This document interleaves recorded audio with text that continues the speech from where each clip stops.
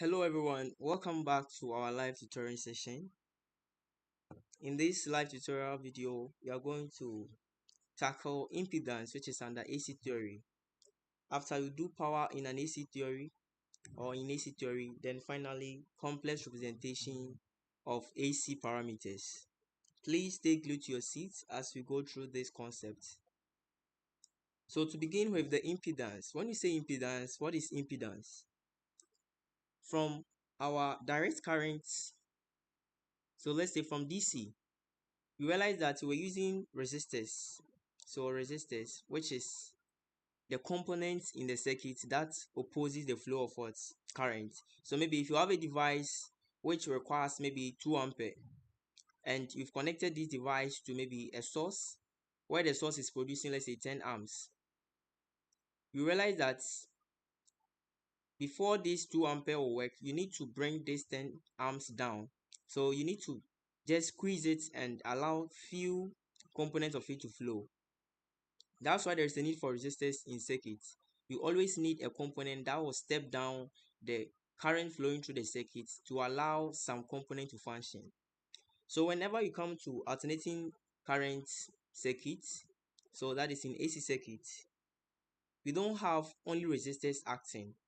We introduce new impedances, which we call the capacitive reactance.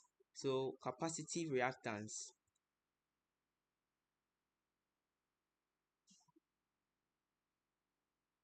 So capacitive reactance. Then we have the second one, inductive reactance. Inductive reactance. So in general, whenever you take a DC, we have a resistance. That is a resistor which is providing a resistance in the circuit. But in AC circuits, in AC, we have two components of the opposition. The first one is the resistance. Then the second part is what we call the reactance. Reactance.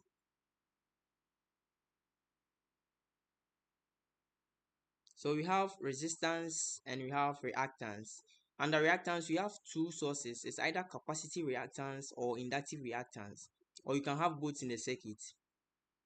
So all that I mean is, in an AC circuit, you can have a resistor acting, which may be in series with a capacitor, which may also be in series with an inductor, all acting for the circuit to perform. So in this case, you realize that these components, they function to oppose the flow of current. Now, a capacitor in general stores electric charges, but its presence brings some form of resistance which we call reactance, and that is specifically capacitive reactance. Then the presence of this solenoid or inductor here also provide a magnetic field, but it in turn also provides some reactance which we call inductive reactance.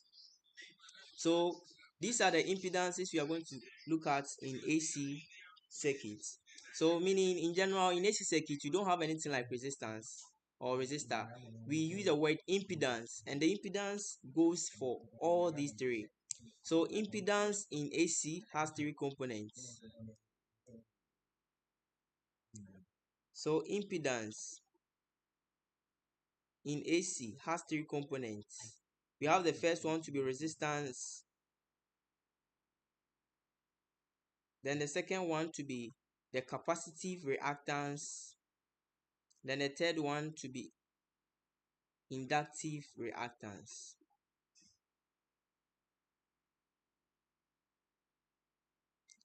So now we are going to take these components and we'll see how these function in the circuit and how to even solve for them. So let's start with resistance.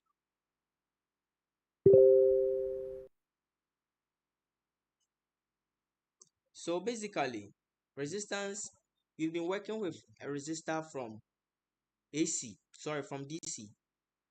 And you know that if you have a circuit where you have a voltage source connected to a resistor, there is a current that is going to flow through this wire, right? I. Here is our voltage and this is our resistor R. So to find the resistance in any circuit, you just have the voltage over your current, your voltage over your current. So this is the formula for resistance. But you know that in AC circuits, we have our voltage, which is not a direct voltage. Take note, direct voltages in AC is represented as capital V. But if you see a smaller v, it means that it is an AC voltage. Sorry, it's an alternating voltage. So alternating voltage. And it's always giving us capital Vm, which is a peak voltage sine omega t. Whilst your current small I, which is our alternating current, yes, is giving us our capital Im, which is our peak current sine omega t. So take note, once you are switching to AC circuit, parameters in the DC will be modified, and these are some of the modifications. Our voltage now becomes our AV, which is alternating voltage, which is Vm sine omega t, and our current becomes Im sine omega t. So right now, if you want to find the resistance, it's just your Vm over Im. This is your resistance. But we have what we call root mean squared, which we have done in our previous lesson. So our root mean squared, you know that whenever you have an AC voltage, we have the peak voltage to be what? Our Vm. But whenever you want to practice or solve problems, we need a VRMS, then we need a IRMS, right? And VRMS from our previous lesson is equal to our Vm over the square root of 2. And our IRMS is also equal to Im over the square root of 2. So this is how we find our resistance. We just take our VRMS over what? Our IRMS, right? That is all.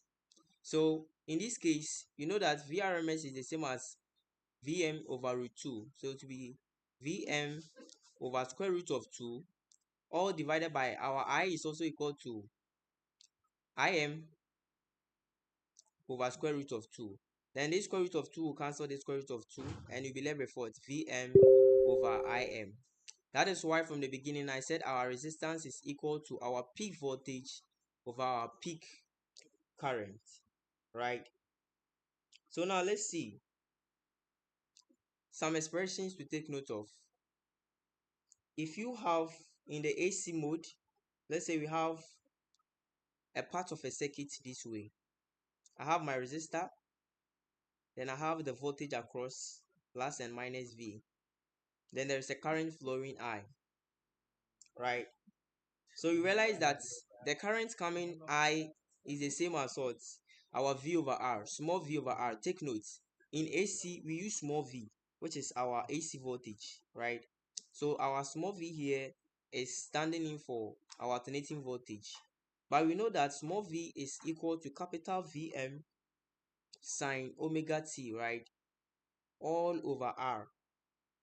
And this is equal to our capital Im sine omega t. That is all. So take note of this under resistance. So this formula holds whenever you are dealing with what? Resistance. So now in summary, under resistance, we looked at the formula R is equal to Vm over Im, right? We can also say that our Im is equal to Vm over R. So put these two formulas down, and that is what you'll be referring as we move on with our tutorial.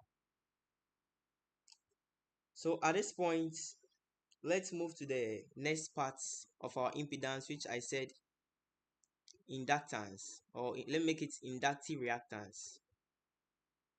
Inductive reactance. So the opposition to an AC, whether voltage or current, so let me make it opposition to AC, alternating current, is what we call the reactance, right? So if an inductor is opposing the flow of an AC, then we say that it is inductive reactance. But if it is capacitor, then we say capacitive reactance, right? Now, what is inductor? Let me give you a throwback on inductor is represented as this way. It's the inverse of a resistor. Resistor is this way, Then inductance is this way. Take notes. So inductance is just a coil of wire connected to a source. And what this coil of wire does, it converts our power, which is our current passing through, into magnetic fields like this. So as current flows through these coils, there is a magnetic field which is created within this section.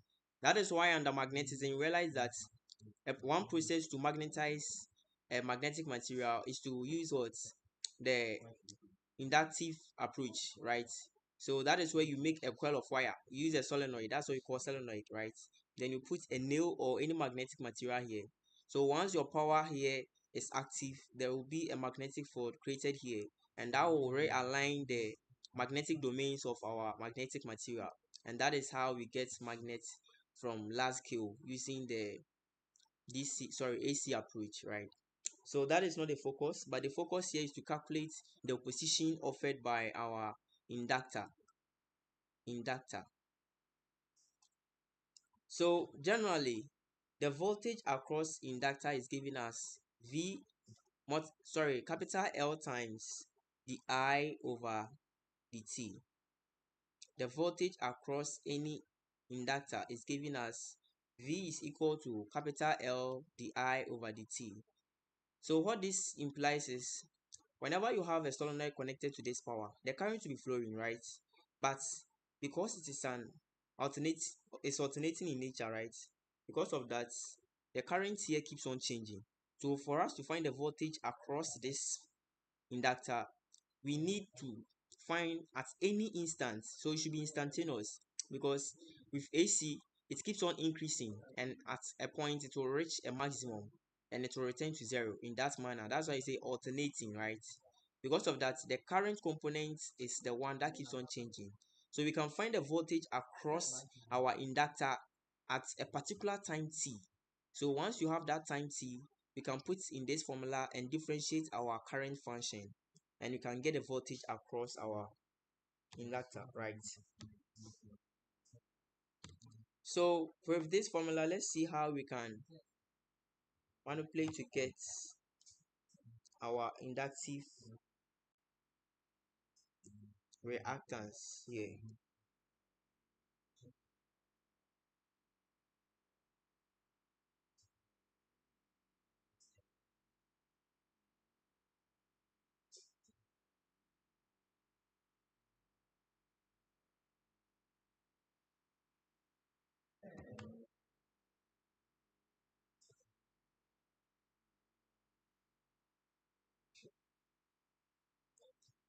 Okay, so from here, let me make a model here.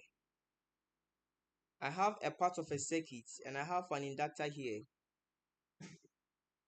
Oh, I interchange this. So this inductor here, I'll have here to be L. Then here is what? I, right? So the voltage across my inductance is here, my V. And I said that the voltage across the inductor here is giving us our L, which is called inductance. Inductance. And it's represented as Henry's, capital H, multiplying the I over the T. So at this point, you know that our I is, which is small I, which is alternating current, is giving us capital IM multiplying sine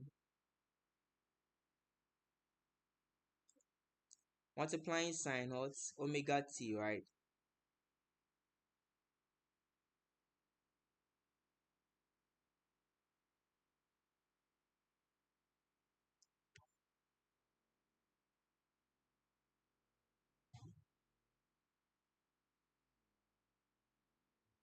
So this is what we have here. Our I is equal to Im sine omega t, right? Then also, let's see our voltage at this point. So we can then differentiate this expression because our V is equal to L multiplying the I over what? The T. So what is the I over the T of this expression? So if you have I to be equal to capital Im sine omega t, if I want to differentiate this with respect to the time, Im becomes a constant, right? Then this is a sine function. So once I have sine function, I'll have Im being a constant maintained. Then this side here will be multiplied by the whole expression. So omega Im, then this will turn towards cos, right? Cos omega t. So at this point, we can say that the voltage V is equal to capital L, this L that we showed, multiplying our omega Im cos omega t, like this. So at this point, we can bring omega out, and I'm going to have my omega Im L cos omega t, right? And you know that whenever you have cos omega t, I can change this to, let me clean this side.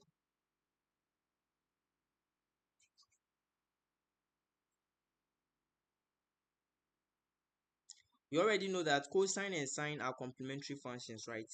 So my omega Im capital L, I'll multiply it by sine of the expression omega t plus 90 degrees. So this is equivalent in sine. So this is what we had, and this is equivalent in sine. And this is voltage, our voltage. So take note of this. This is our voltage, right? So you can see that if the voltage V, small v, is equal to omega Im L sine the expression omega t plus 90 degrees, what it implies is if this is an alternating voltage, that is AC voltage, then it means that whatever is outside the sine is what? The amplitude or the peak voltage. So meaning my peak voltage Vm is equal to omega Im multiplying what? L. So this is my peak voltage, right? So at this point, you know that I can make I the subject. When I make I the subject, I'll divide through by I. So I'll get Vm over Im. And this will give me what? Omega L. And you know that Vm over Im is a resistance. But in this case, there is no resistor. It is rather what? An inductor. So this is where we get our inductive reactance from. So this is represented as XL and is giving us what? Omega L. So have in mind that our inductive reactance is always giving us what? Omega L, right? Omega L, that is our inductive reactance, omega L. So we can say that if you want to find the voltage across an inductor, you need your XL, which is your inductive reactance, multiplied by your current, right? So let's see. And from here, you can clearly see that there was, from here, when I converted it from cos to sine, there was a phase difference of what? 90 degrees. Meaning the voltage is leading. Take notes of that. The voltage is leading. Voltage is leading. So take note that whenever you are dealing with an inductor, in an inductor, the voltage leads, the V leads the current by an angle of what? 90 degrees, while the current lags the voltage by an angle of 90 degrees. So finally, let's see our third impedance, which we call the capacitive inductance. Capacitive inductance, right? So with the capacitive inductance, what we are looking up to is we are going to use a capacitor. So with my model, I'll have something like this. You know capacitor from high school. A capacitor is any circuit component that stores electric charges, right? So when I connect this to a source, what happens is here is plus, here is minus. The plus will be stored here. Assuming this is a DC.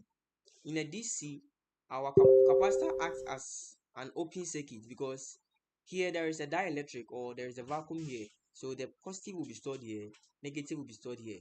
At that point, you said our capacitor is what? Has been charged.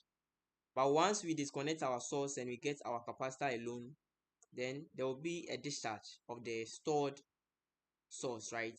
So the plus will be flowing back and the negative will be flowing back. So that is simply capacitor.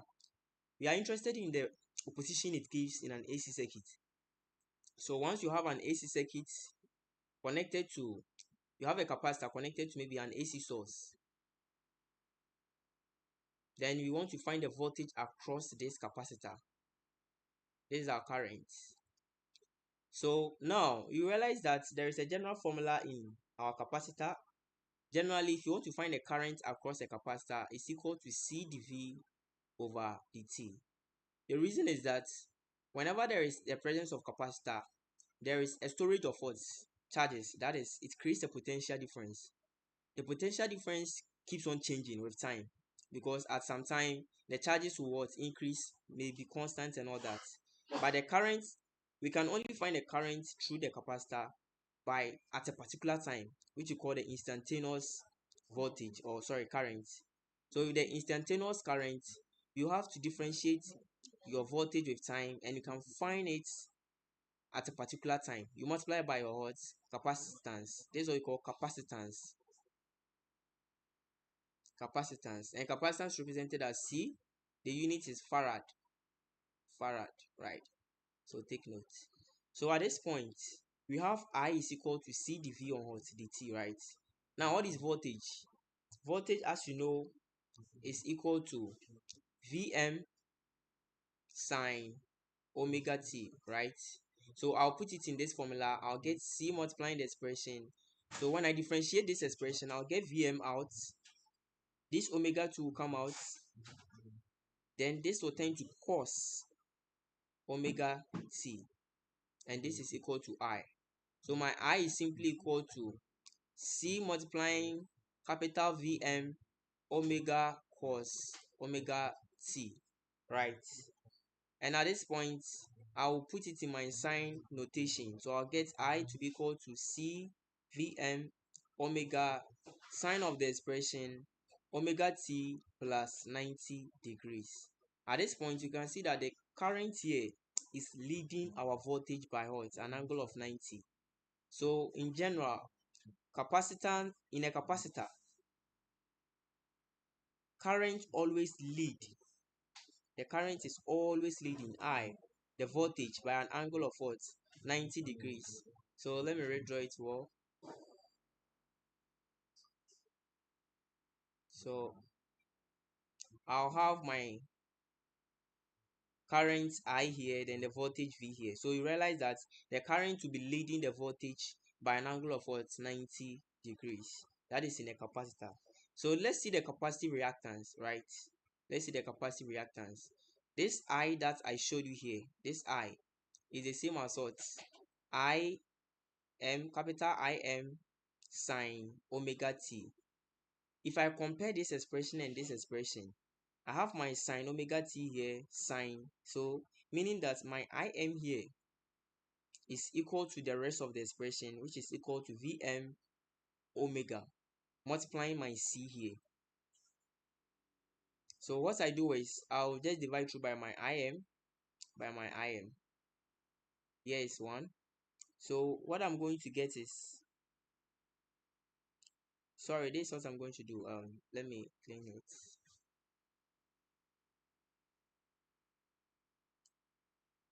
So here I compared and I got my Im to be equal to Vm omega c. We want to find the capacity reactance, which is voltage over what? Current. So what do? I need to divide through by this omega c, or take this omega c out and bring my Im here. So then I'll divide through by Im. So here I'll cancel and I'll get 1 is equal to, so Vm over Im will give me Xc, which is our capacity reactance, multiplying omega c. So at this point, what do? I divide through by my omega c. So my Xc is equal to 1 over omega c. And this gives us our capacity reactance, which we'll be using alongside as we move. So this will be equal to our capacitive reactance. So now you've got to know inductive reactance as omega L, then resistance, which you are familiar with already. So now let's see.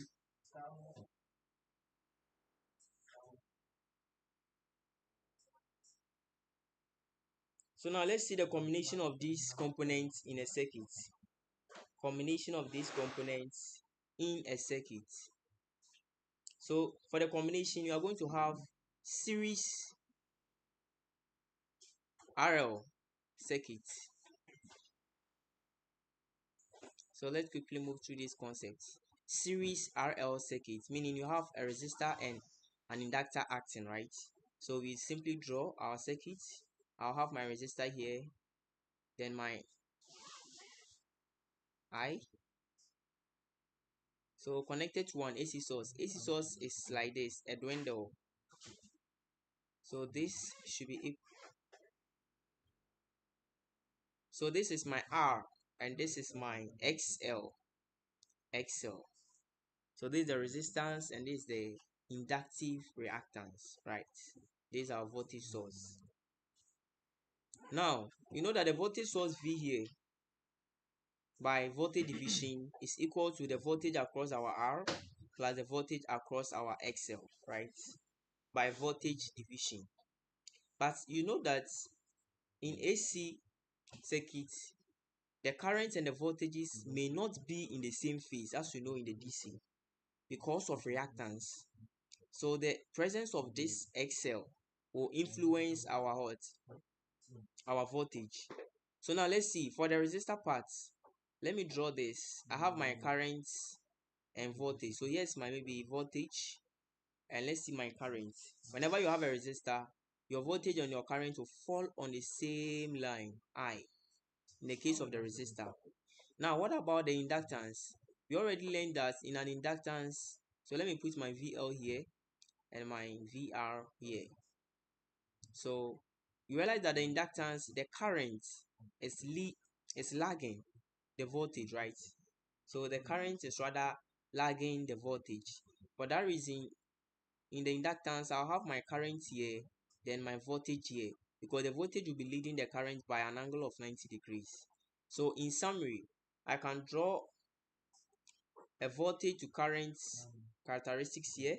So I'll have my V and I'll have my I, right? So this will be the VL and I'll have my VR, which is acting this side because the current and the voltage in for the resistance, the current and the voltage are in the same phase. So therefore, my V total voltage is simply equal to this V. Since my VL and my VR, they are not in series and they have an angle between, we treat them as vectors. So we realize that V squared will be equal to VL squared plus VR squared. Take note of this formula. VL is here and our VR is here because the voltage is in phase with what? The current when you have VR. But for VL, it is away. That is why you have this expression. So using Pythagoras theorem, V squared is equal to VL squared plus VR squared. So if they give you a question and they tell you that it's a series RL circuit, given VL to be this, you can find a VR using this formula. So put this formula down. From this same formula, you know that our V is equal to the total reactance or total impedance Z, right? Multiplying the total current I should be equal to, for VL, we need XL as our resistance, multiplied by our I plus what?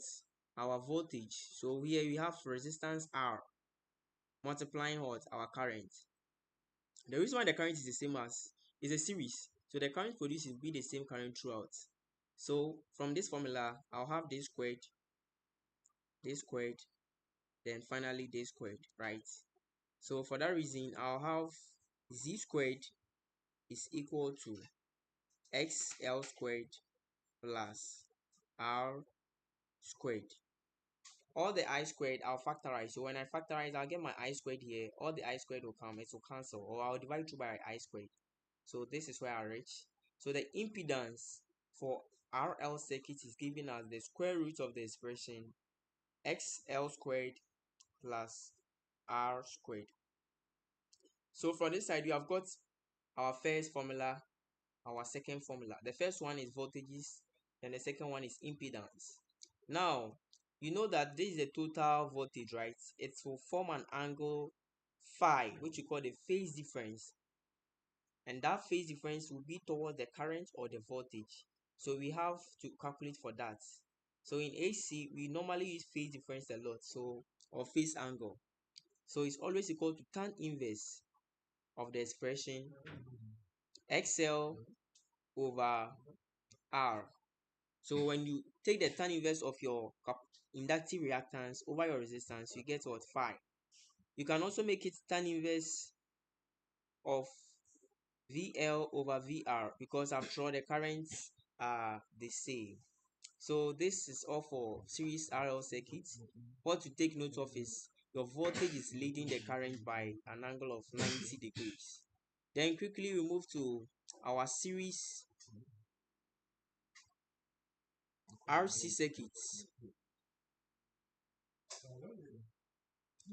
So series RC circuit, right?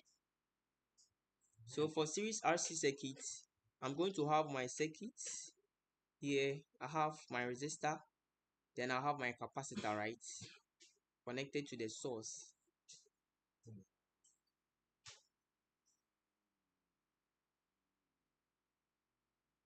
So R, then C, then there's the source V, right? There'll be a voltage drop VR, VC here. Then there'll be a current I here.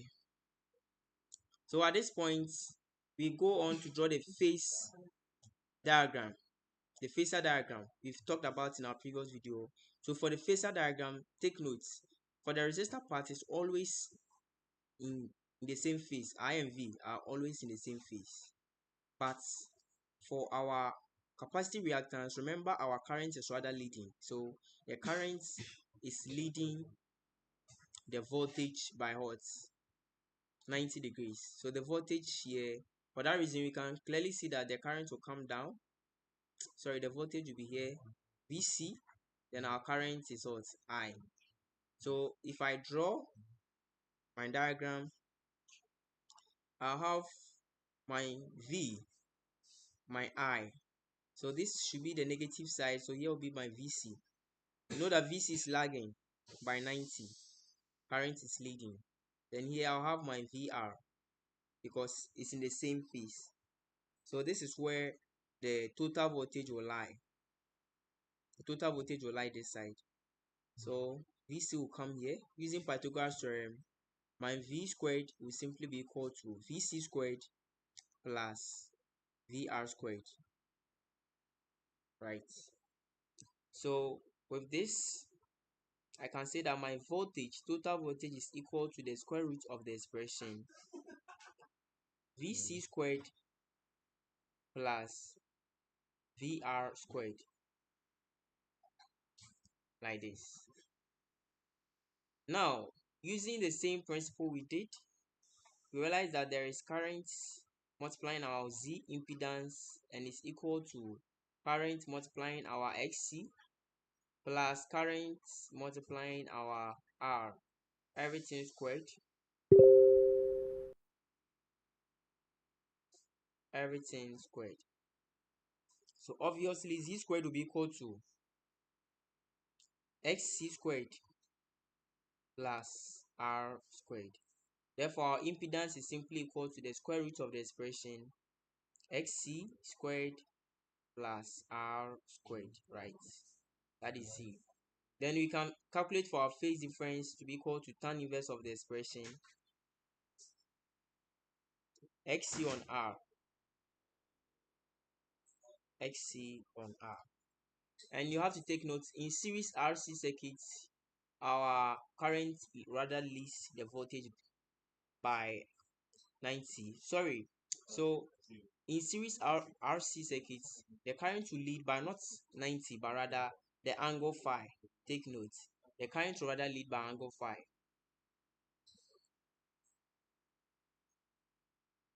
So the final part is the RLC circuit. RLC circuit, right? So I have all the three components acting. my resistor, my solenoid to the capacitor, all acting at the same time,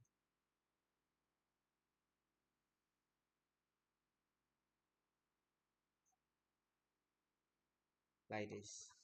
So I have XC, XL, then R, then this is V.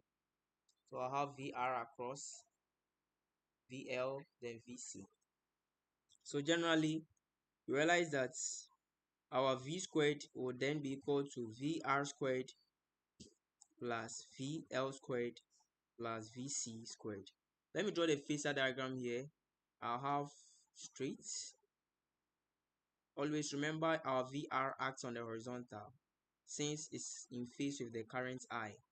But our VL is up because it's leading by 90 and our VC is lagging by 90.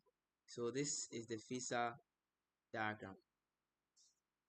But in order to get an effective voltage V, we can't make this expression this way. So you just have to bring the VC up, right? So bringing the VC up, I'll make it this way. So I'll get VL minus VC, and I'll have my VR down here. Then this is my V. So at this point, I can clearly say that my V squared will then be equal to VR squared plus VL minus VC all squared.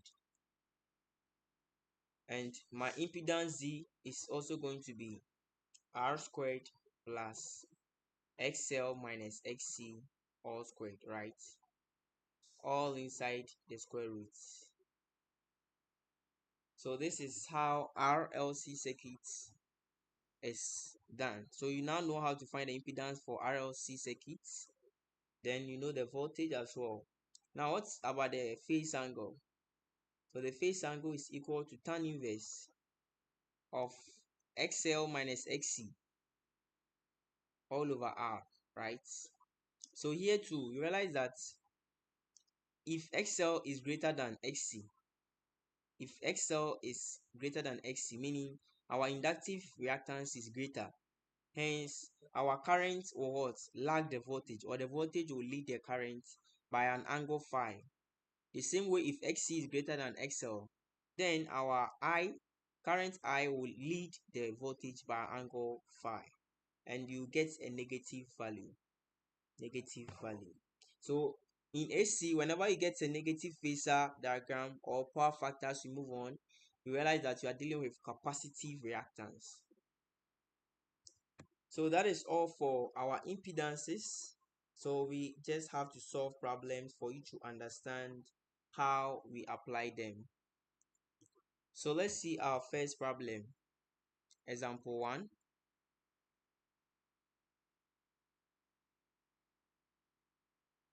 So we have a coil.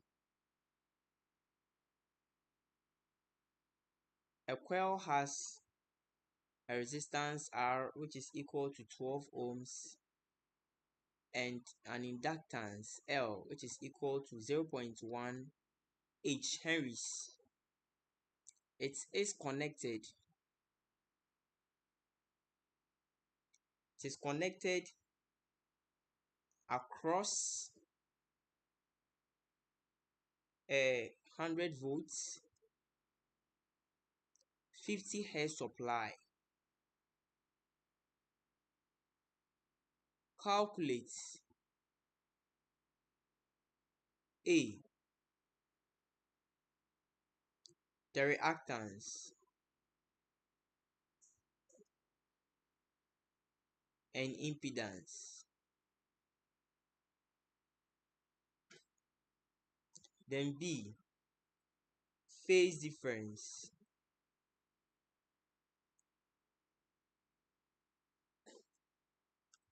So let's solve this problem. Please solve as I solve here. Solve along. So he said a coil has a resistance of what? 12 ohm as well as an inductance of 0.1 Henry. It is connected across 100 V 50 Hz. So in applied electricity, it's always advisable to draw So you should have your coil resistance here, R, then inductance.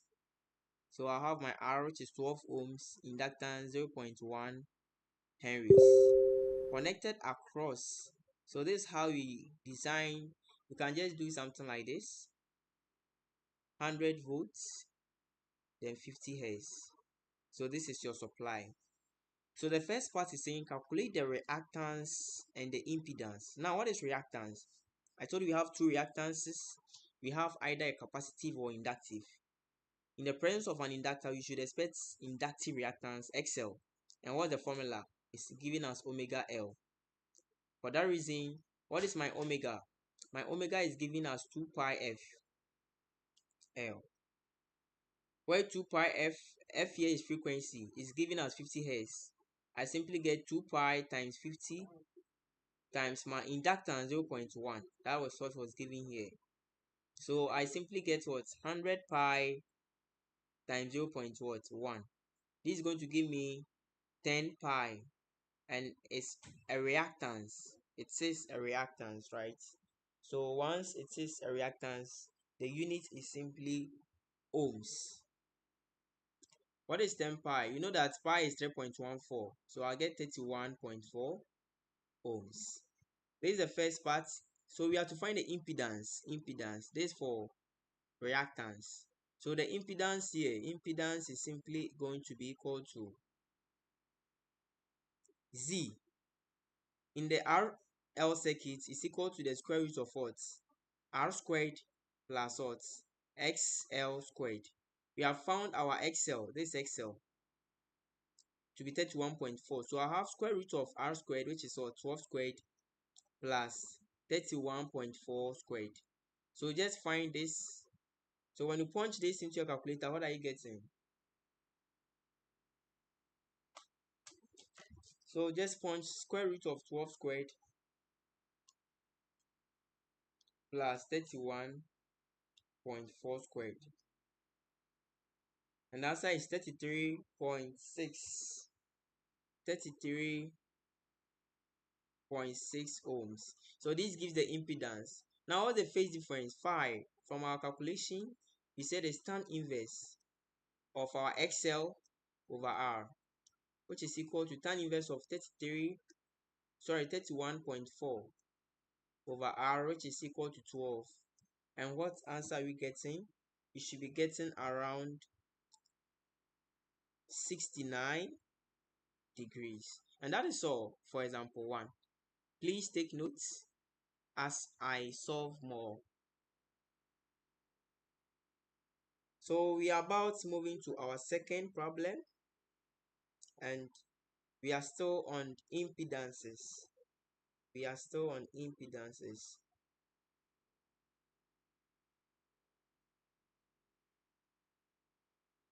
So example 2.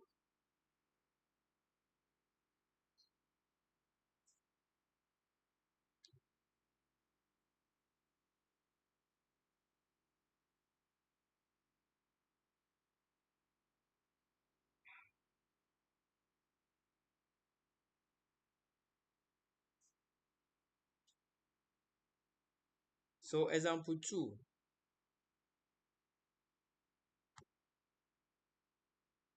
The problem is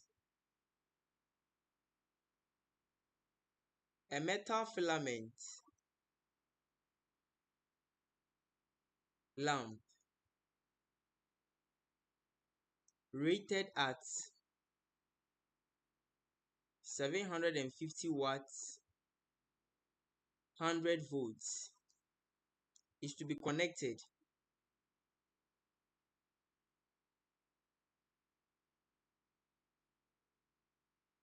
in series with a capacitor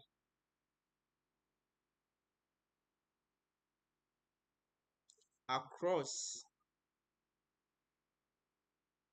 230 volts, 50 hertz supply.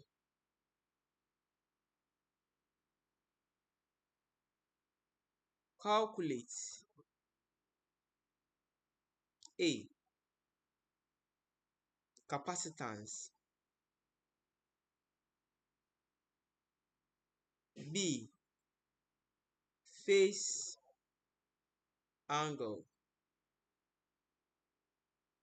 So you have to find the capacitance and the phase angle between our current and voltage. So let's analyze the second problem.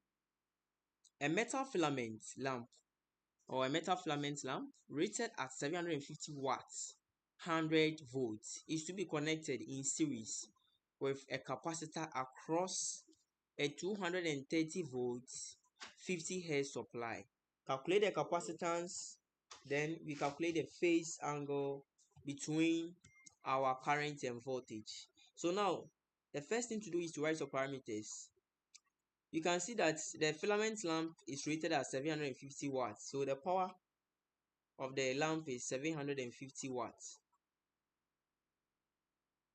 And the voltage across, so let's say voltage across the filament, VF, is 100 volts.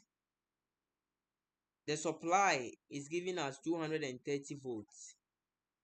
So now if I want to find the capacitance, this is what I've been asked to find. If you want to find the capacitance, meaning that you should focus your mind on capacitive reactance. Capacitive reactance, right? So you should focus your mind on capacitive reactance XC. How do we get the capacitive reactance? We can also get this from our Z, which is the total impedance. So now let's go ahead. From here, you can clearly see that if you have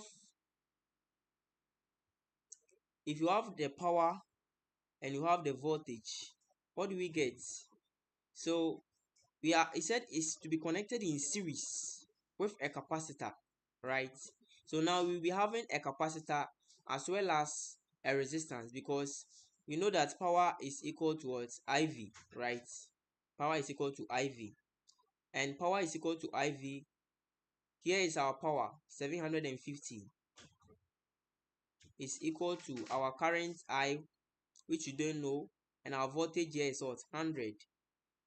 So when I divide through by 100, I'll be getting my current I to be equal to 7.5 ampere, right? Now I have my current to be 7.5 amperes. So is that of interest? Now let's see.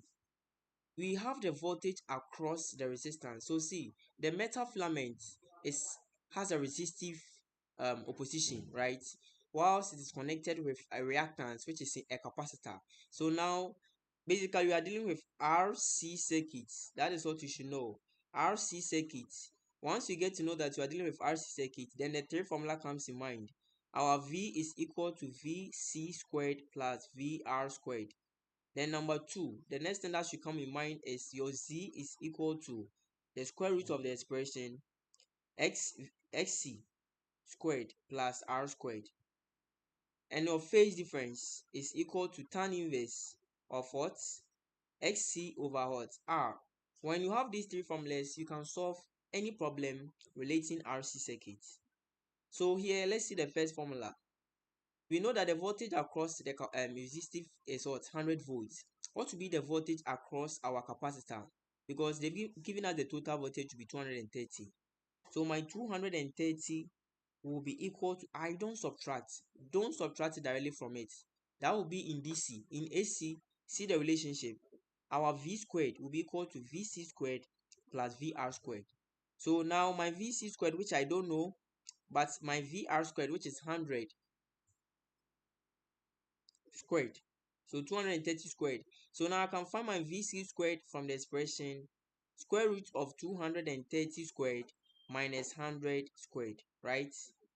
So this should give me my voltage across the capacitor.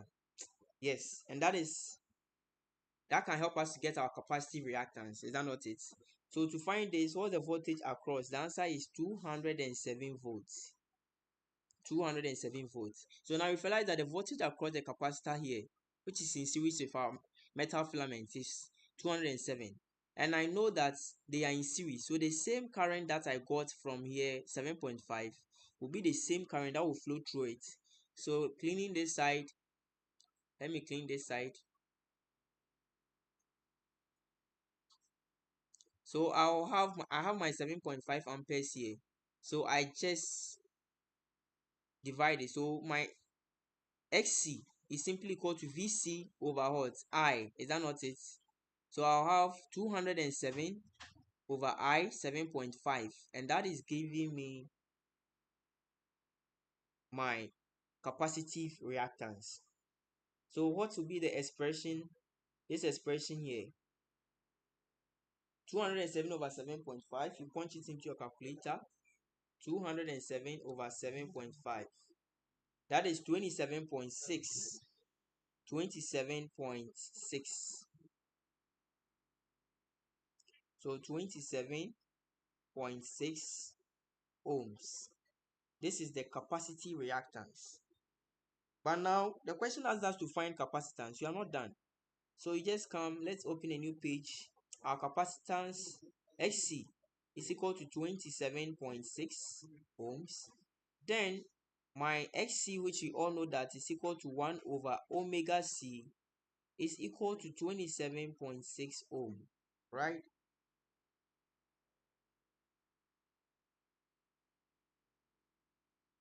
So at this point, what do? I make C the subject. So C is simply equal to 1 over omega multiplying 27.6. My omega is the same as 2 pi f.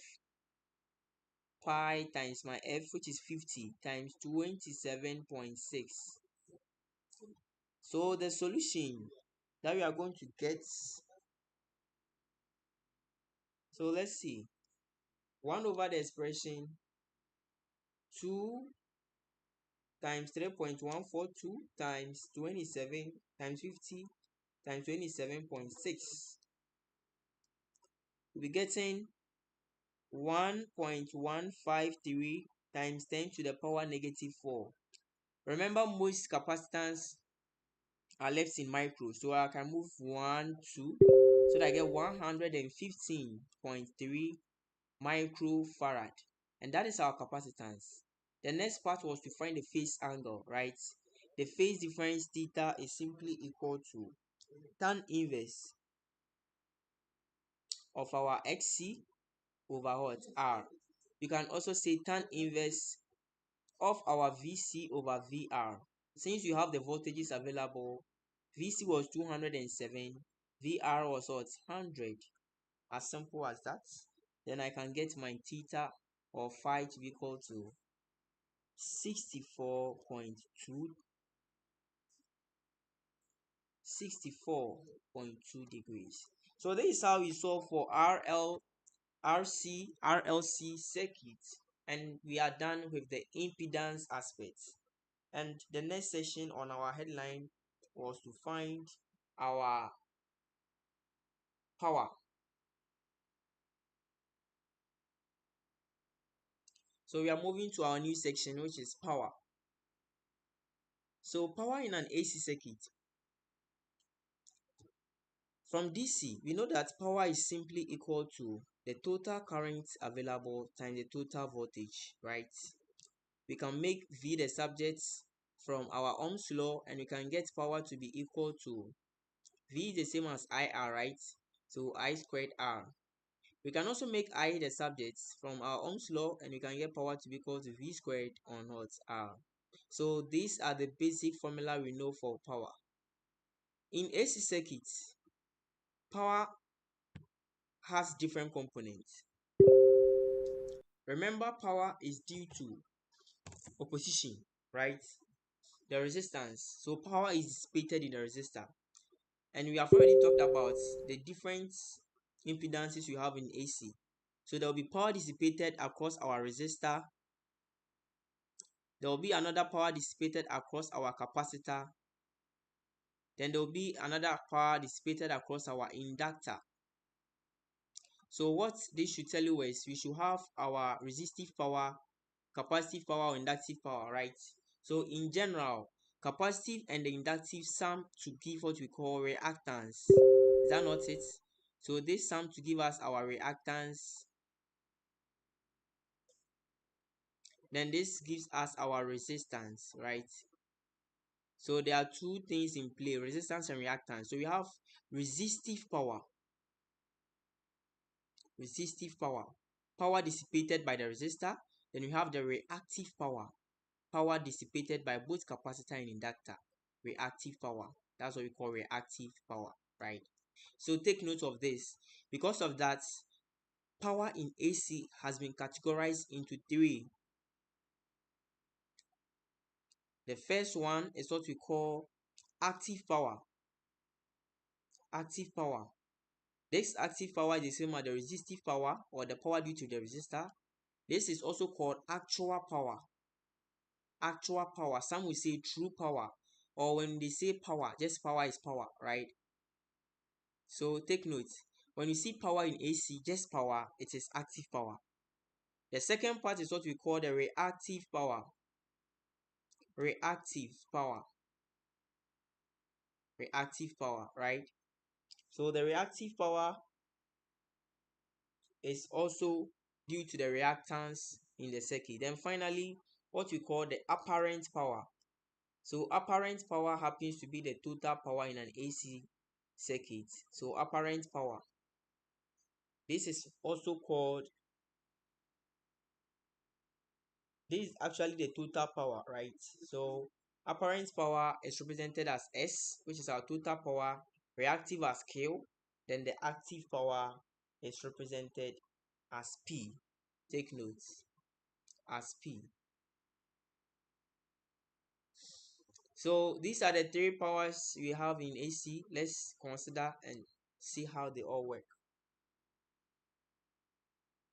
So as I said, our reactive Q, our active, which is represented as P, and it's representing the real parts. Sorry, it's representing the VR.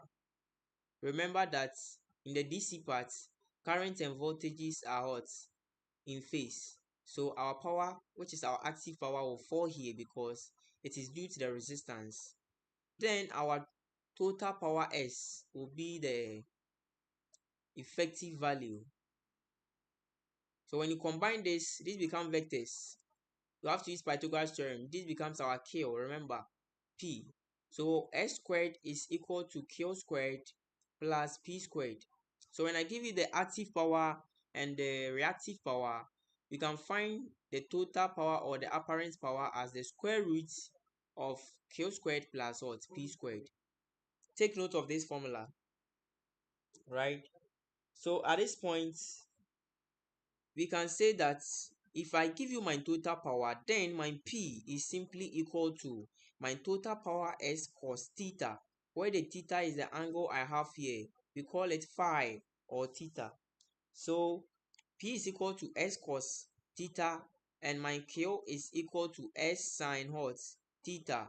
Take note of this. P is S cos theta and Q is S sin theta. Now, what is the theta? You realize that our total power S, as I said, total power is always equal to total current times total voltage. For that reason, my P is equal to IV cos theta. Q is equal to IV sin what?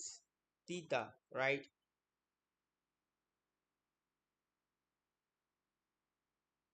So IV cos theta, IV sin theta. Now, this expression cos theta in power is what we call power factor. Cos theta is what we call power factor.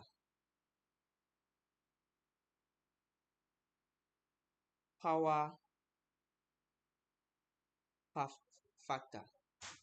So whenever you find a phase difference between the active power and the total power, the cosine of it is what we call the power factor. So take note of that also, power factor. Then you know the expression for Q, expression for P. So we are good to go for the powers. So now let's take some couple of examples to see how the power works. So example 3.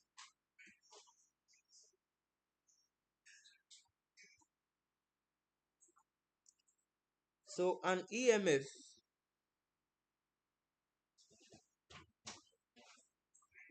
whose instantaneous whose instantaneous value at a time t is given by 283 sine 314 plus pi on 4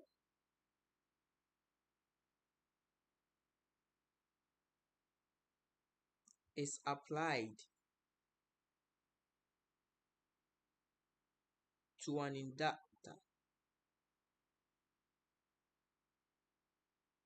inductive circuit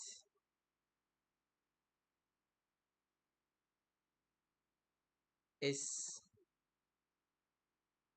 5.66, sorry, and the current is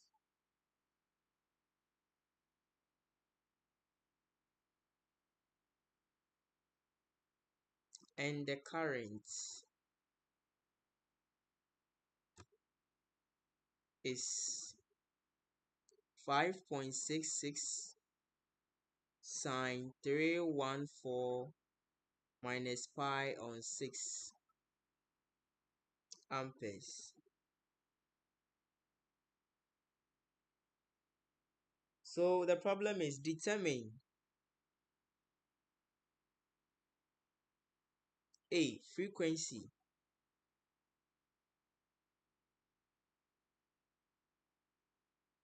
of the EMF, B, the resistance of the circuit, then finally the power absorbed. Power absorbed. So let's see. An EMF whose instantaneous value. So EMF, we are talking about what? Voltage, right? At a time t is given by 283 sine this. So let me write my voltage V equals 283 sine the expression 314 plus pi on 4. It's applied to an inductive circuit, meaning we have an inductor there, and the current is, so my current small I is given as 5.66 sine of the expression 314 minus pi on 6. So the problem is determine the frequency of the EMF. So now for the frequency, we come straight to the EMF. You know that generally our small v equals capital VM sine omega t plus phi in a case where there is what? A phase difference. Omega t is equal to 2 pi ft because omega alone is called angular frequency given as 2 pi f. For that reason, my 314 here is represented as omega t. Pi on 4 is the phase difference as sort phi. So meaning 314 is equal to 2 pi f, right? I need frequency. So what do? I divide through by 2 pi and I'll get my frequency f to be equal to 314 over 2 pi. You know that pi is the same as what? 3.14. Is that not it?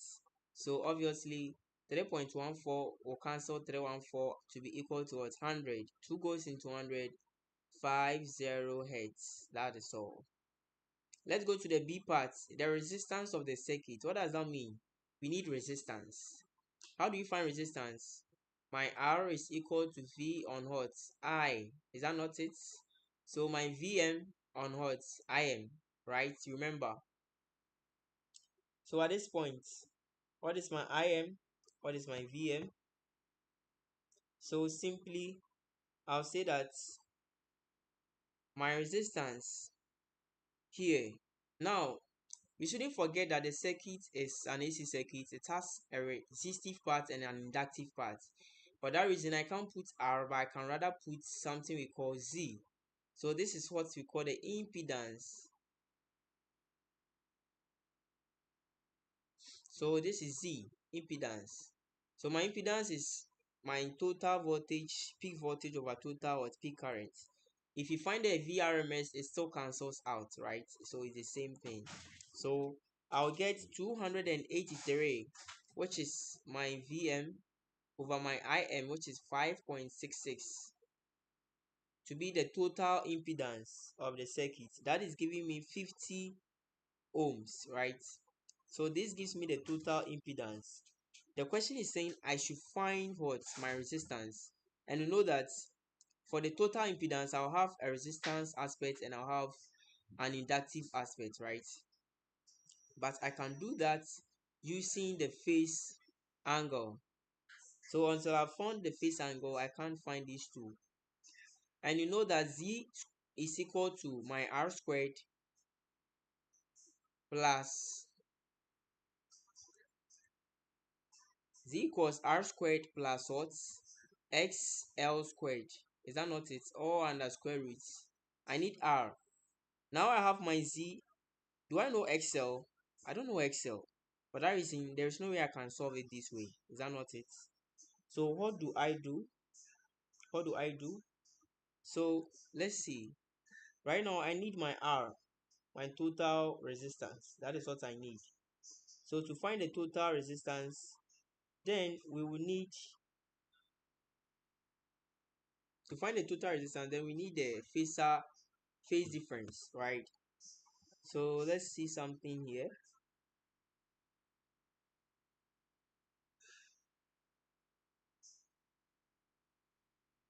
From this expression, you realize that this is the voltage phase difference and this is the current phase difference.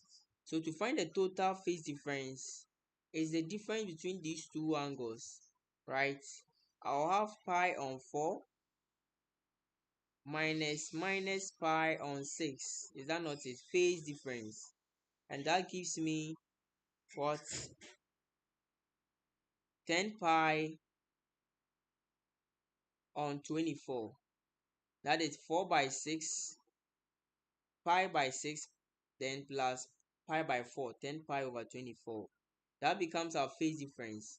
Once we have the phase difference, then we can say that our R is simply equal to our Z cos the phase difference pi.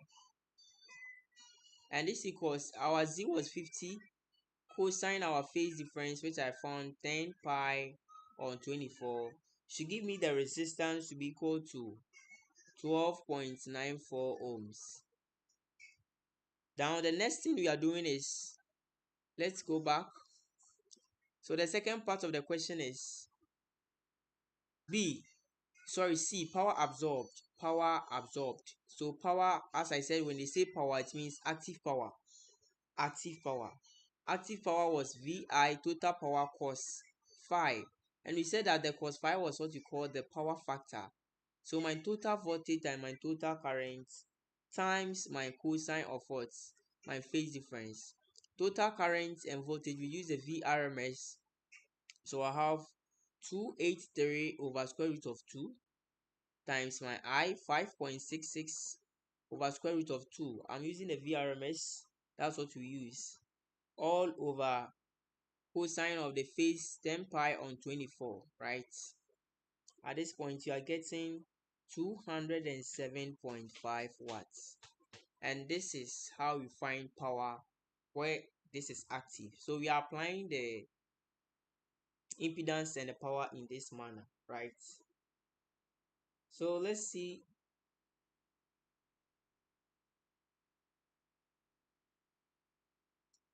So let's see the next example.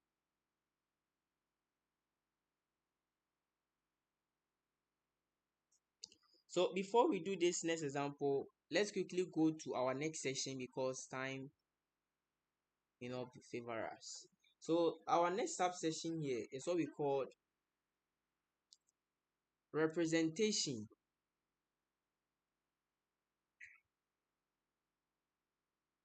of a phasor as a complex number.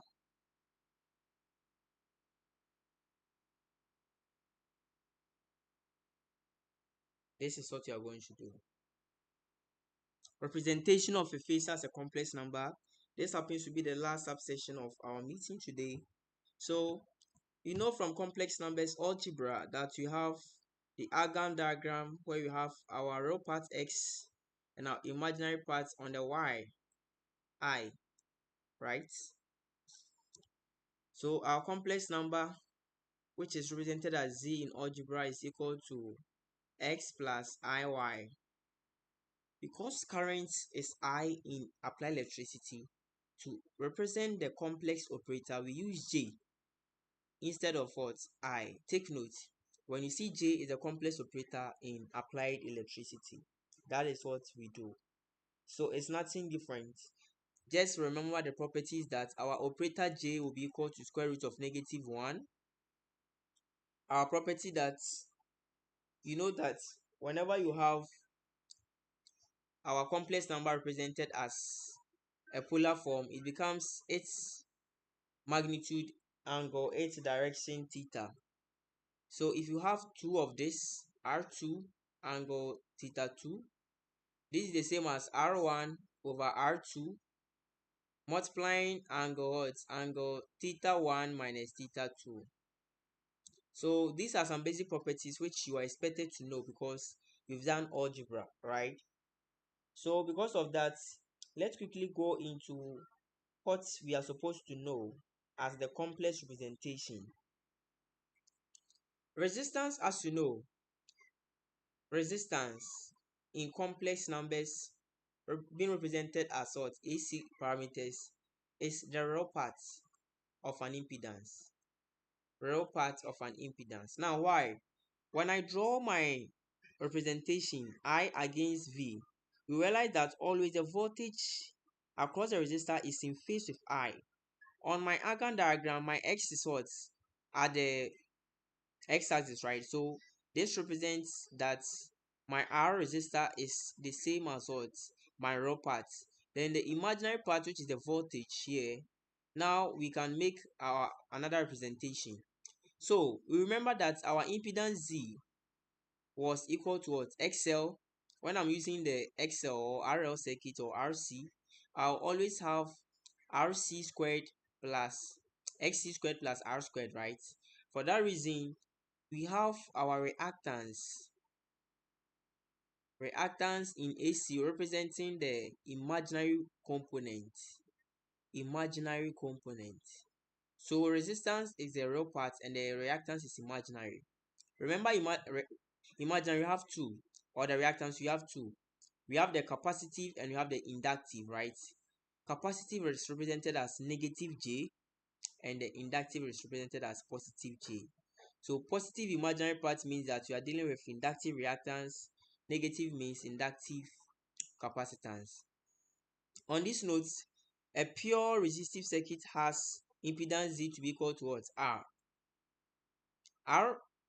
RL circuit has our impedance Z to be equal to R plus JXL. Then in our RC circuit, we will have our impedance Z to be equal to R minus JXC. Take note, right? So this is how we solve for or represent our phasor as complex number.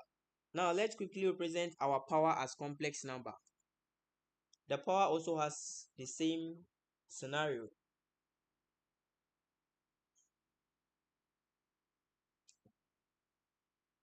So before that, let's solve some few examples.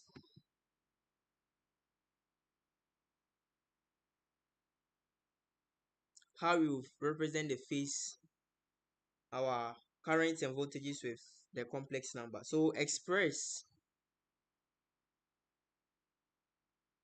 in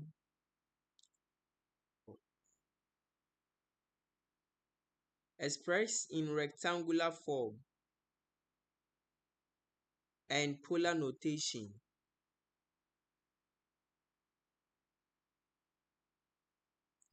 the impedance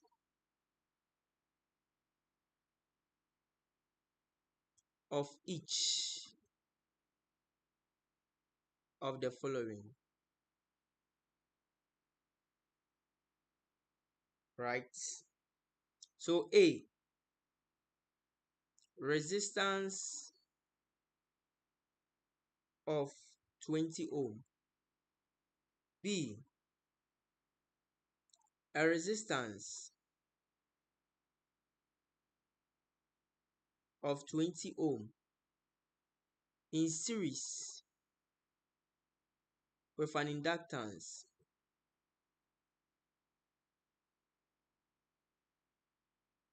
of 0.1 henries. C, a resistance of 50 ohm in series with a capacitance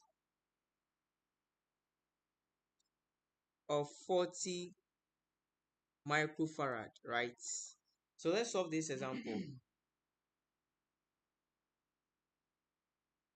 So it said express in rectangular and polar notations the impedance of each of the following. A, resistance of 20 ohm.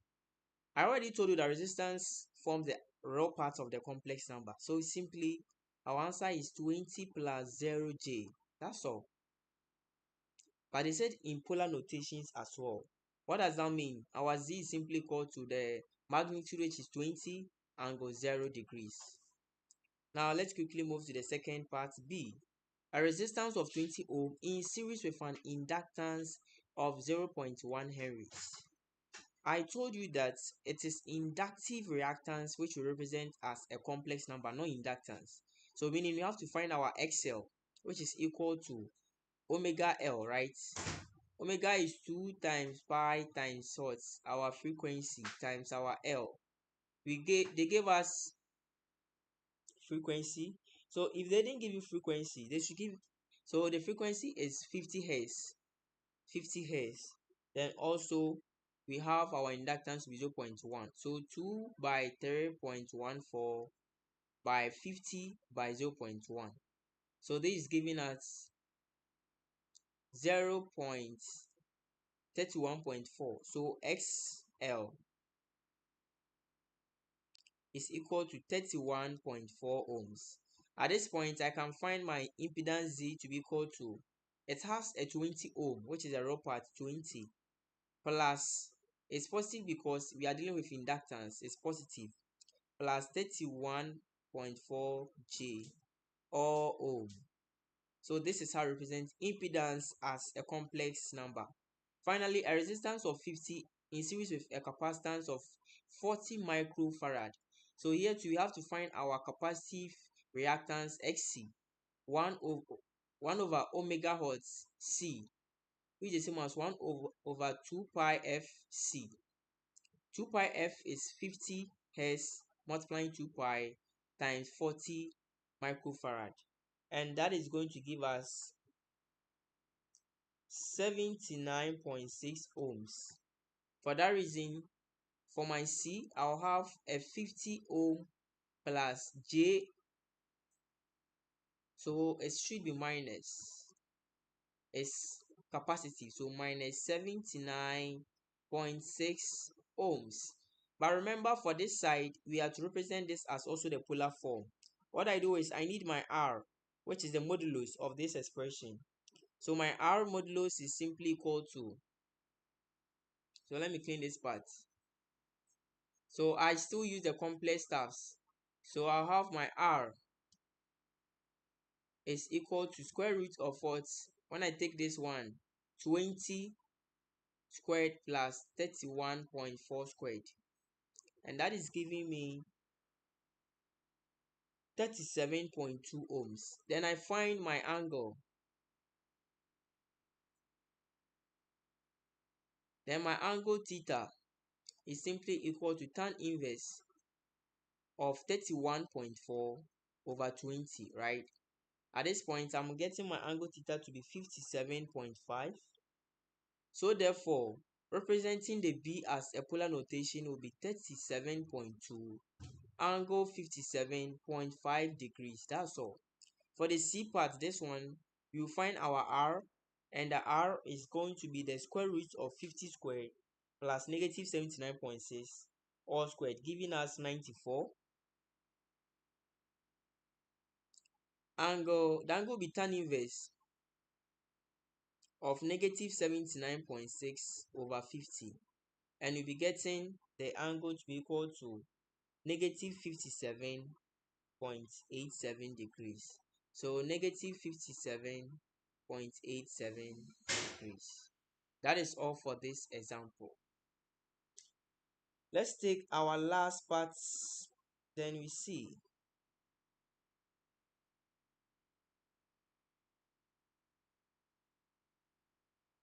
Let's solve this problem.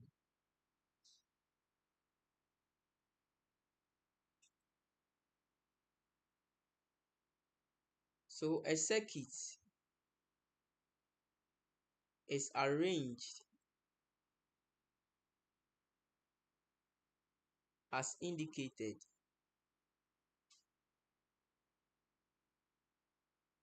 In the figure.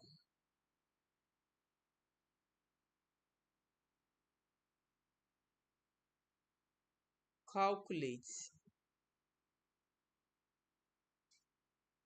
the value of the current in each branch.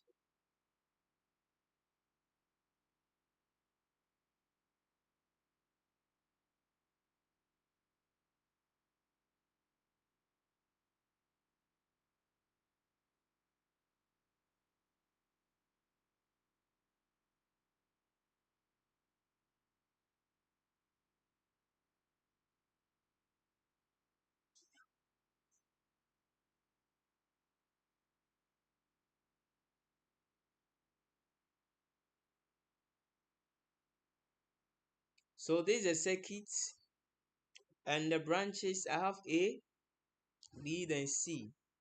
I have here to be a resistance of 20 ohm. I have here to be 0.1 henries. Then this is also 5 ohm. All across a 200 volt 50 hertz supply, right?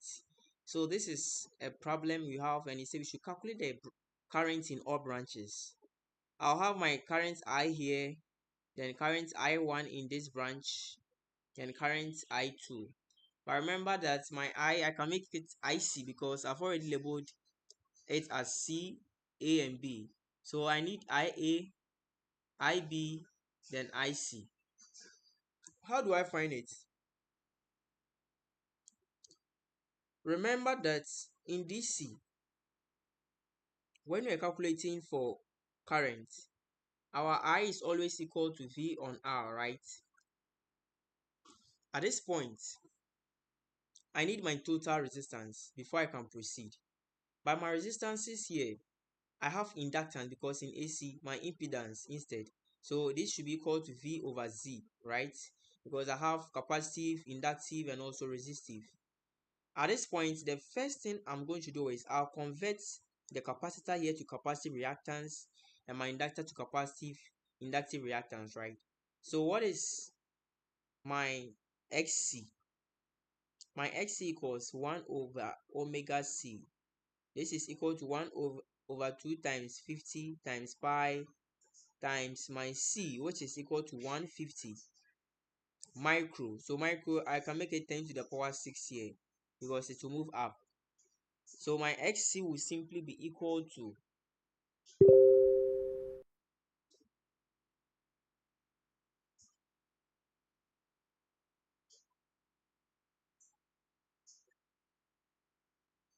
so my XC, just punch this expression into your calculator. You have 10 to the power 6 over the expression 2 times 50 times 0.142 times 150, and I'm getting my capacitive reactance to be 21.21 ohms. Now let me find my inductive reactance here. XL. Please take notes. Capacitance and this, they are not impedances. The impedance is the inductive reactance and the capacitive reactance. That is giving us omega L. That is 2 pi FL. Giving me 2 times what? Pi times 50 times my L 0.1. This gives us 31.4 ohm. Now that I have this, I can find my impedance across the first, second, and last, right? So let's see, my impedance across my branch A, this part, is purely hot resistive. So I'll just put 20 plus J0 ohms. ZB is equal to, here, I have my raw part to be 5. Then the inductive part is positive complex number, positive J, 31.4, all ohms. My C, which is only this, is equal to 0 minus J, 21.21 ohms. Because you saw it from here, XC. Now I have my ZA, ZB, ZC. Now what do? I have two ways. I can find my total resistance by finding the parallel combination of ZA and ZB. Then I'll add it to ZC. Then I can get my total. Or I can also use voltage drop. I can find the voltage drop across this side, voltage drop across here, then use the impedances to find the current respectively. So it depends on us, the approach we want to choose. Now, because we are dealing with complex mode, our voltage 200 should be equal to 200 angle 0, right? 200 angle 0. So now, at this point, this is what you are going to do. Let's find the parallel combination of this and add it to C, right? Or we can choose not to add it to C. So finding the parallel combination of this and this. So ZA is parallel to ZB. Therefore, 20 plus J0 times 5 plus 31.4J.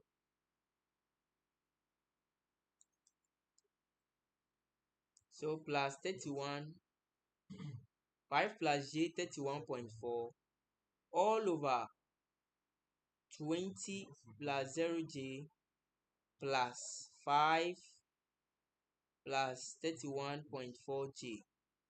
So take note, this is the same as the resistance you know. So this ZA ZB over ZA plus ZB is parallel. So this times this over this plus this. You can put this one into the calculator.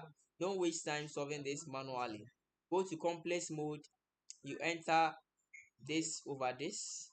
Then simply you can get your answer to be equal to,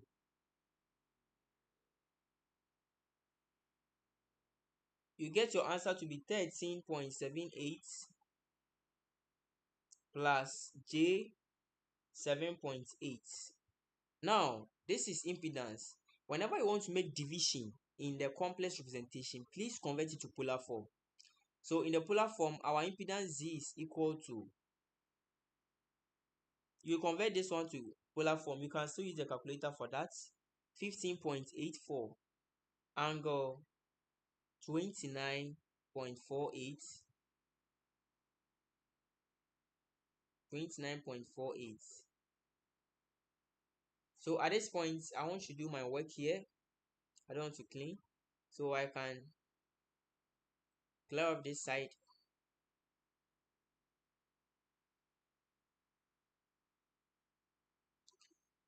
So at this point, you realize that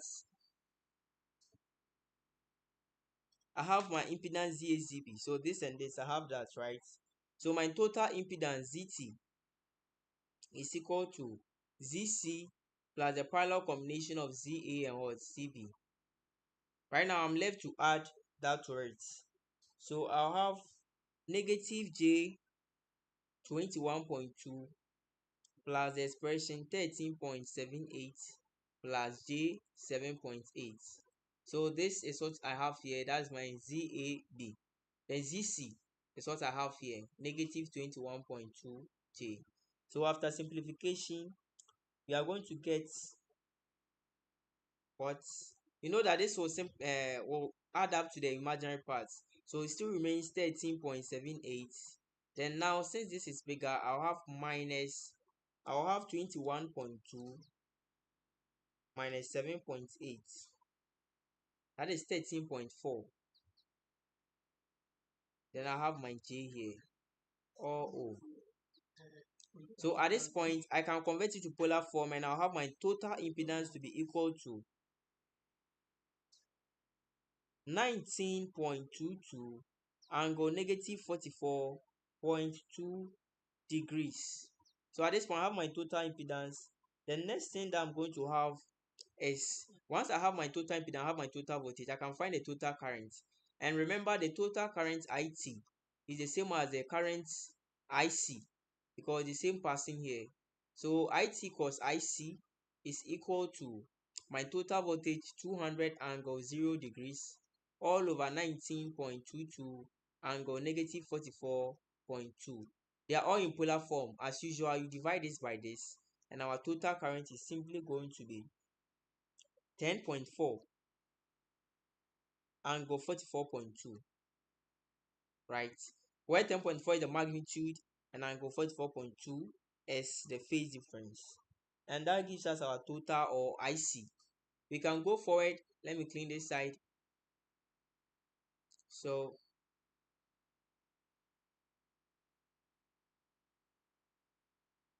now I need IA, ZA, and ZB, right? Sorry, IA and IB. Now I know my total current. I can use my current division rule to find it. So simple. Current division, because when current comes here, this on this plus itself times the total current will give me the current here. So now let's see. I have different ways of doing this. So I can find the voltage drop across my C. Then when I subtract, I get the total voltage drop. Or else I can just use the current division, which says 20 over 20 plus the expression. Here I had 5 plus J 31.4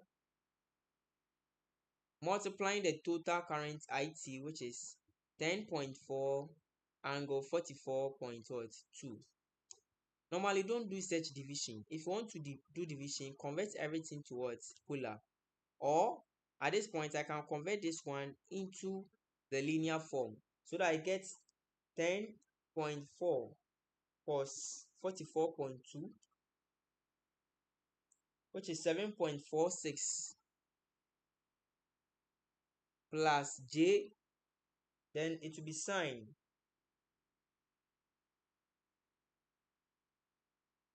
which is plus J 7.5.25.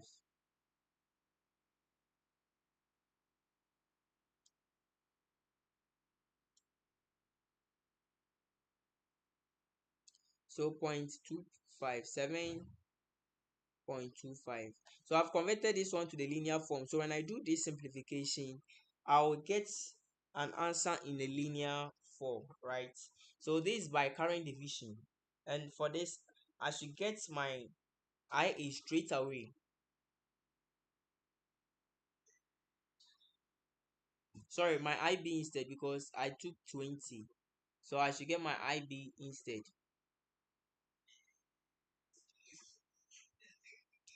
So my IB is equal to, you can point this one. So I said go to mode, go to complex, number 2 complex, then bring your expression 20 over 20 plus 5 plus your J is where the I is ENG, the ENG key. So just press the ENG key 31.4. Then you multiply this expression by 7.46 by your I 7.25. So I think let the I come after the number on the calculator so that you get 31.4 I, then 7.46 times 7.25 I, and that is giving me my IB to be equal to 21.08 plus 16.79 G, right? So With this, you can convert it to polar form on the calculator again.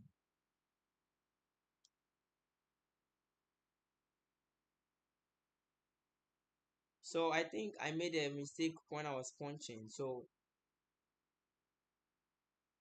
let's see. My IB, I want us to use the current division. So 20 over 20. So let me make it once again. 20 over 20. Open bracket 20 plus I plus 31.4 I multiplying the expression 7.46 plus 7.25 I. Yes, so I made a mistake when I was doing the first one entering. So my IB is not this, but instead it is 5.44 minus J 1.29. So this is IB in the linear form. So in the polar form, I can convert this on the calculator. Shift plus 2 complex, you press 3, then equal to. And that is giving us our value, which is 5.58. 5.58 angle negative. So I think there is still an error somewhere. So now, from here, I'll just advise you that whenever you are doing any division, convert all your dividend to polar form. So you should take this polar form and convert 20 is the same as 20 angle 0. So now let me convert the base to polar form. So 20 plus 5, that will be 25, right? So 25 plus, okay, so I think that was a mistake I did when I was punching. You can still punch this, but instead of, let me simplify it here. So 20 over 25 plus 31.4 J, right, times 7.46 plus J 7.25. So let's point this one to the calculator again. So complex mode still 20 over 25 plus 31.4 I multiplying the expression 7.46 plus 7.25 I.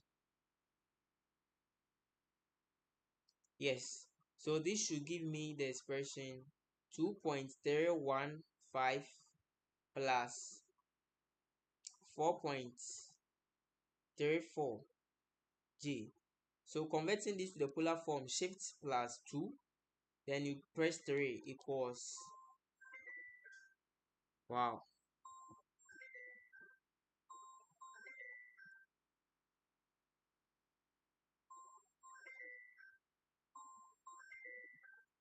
So this is what you do. Let's convert 25 plus 31.4 to polar form.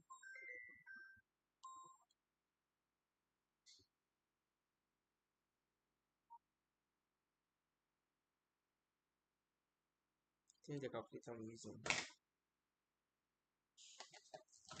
Okay, so sorry for the delay. Let's solve this place once again.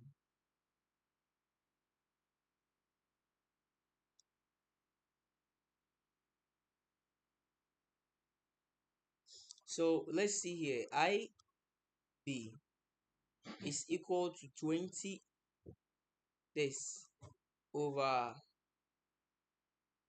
20 itself plus 5 plus 31.4 G. Multiplying the total current, which is 10.4 angle 44.2, right? And my IA is simply equal to the IT minus IB total, or you can also say 5 plus 31.4 J over 20 plus 5 plus 31.4 J multiplying the 10.4 angle 44.2. So using this, you can still get your answer. Or better still, our IC times our ZC should give us the voltage drop across our line C. When I subtract this voltage drop from my total V, then I'm supposed to get the voltage across this and this. And I can divide the impedance by each, right? So therefore, let's see.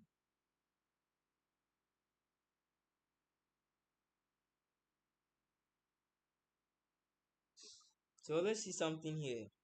I can also find the voltage across this straight away because I know ZAB, right? So I can find it. So now, let's end at this point. Use the current division so that you understand it well. So simplify this expression, that will give you IB. Simplify this expression, that will give you what? IA, right? So this is all for complex representation. Then let's quickly do this last part, which is power in AC. An example. So as I said, power in AC, S is equal to IV, right? Generally, it's equal to our P squared plus Q squared, all under the square root. In AC, one formula you should know is that power in AC, which we are using a complex representation, will give us VI pi, I hash. What this means is you will find the conjugate of I multiplied by V. That will give us our S. And this is the same as our P plus JQ. So the reactive power is always the imaginary part and the active power is the real part. Always, right? That gives us our S. So now let's take just a single example. The potential difference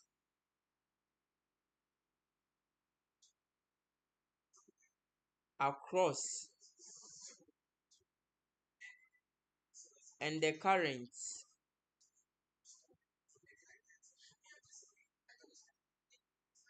and the current in a circuit are represented by 100 plus J200 V and 10 plus J5 amperes. Calculate the power and reactive volt amperes. I didn't explain reactive volt amperes. That is also the same as the total power. So now let's solve this. It said the potential difference across and the currents in a circuit are represented as 100. So V is equal to 100 plus J200 volts, right? My current is equal to 10 plus J5 amperes. We should find the power.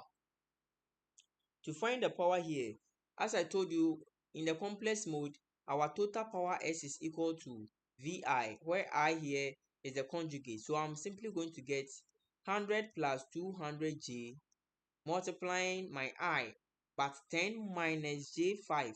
Take note, the conjugate. So when you multiply this, you simply get 2000 plus J 1500. From here, you can see that P is your rho. So my rho power is my 2000. It's my P, watts. Then my reactive component is equal to what? 1500 um, VARs. That's all. So reactive volt ampere, VAR is the unit for the reactive component, VAR, reactive volt amperes.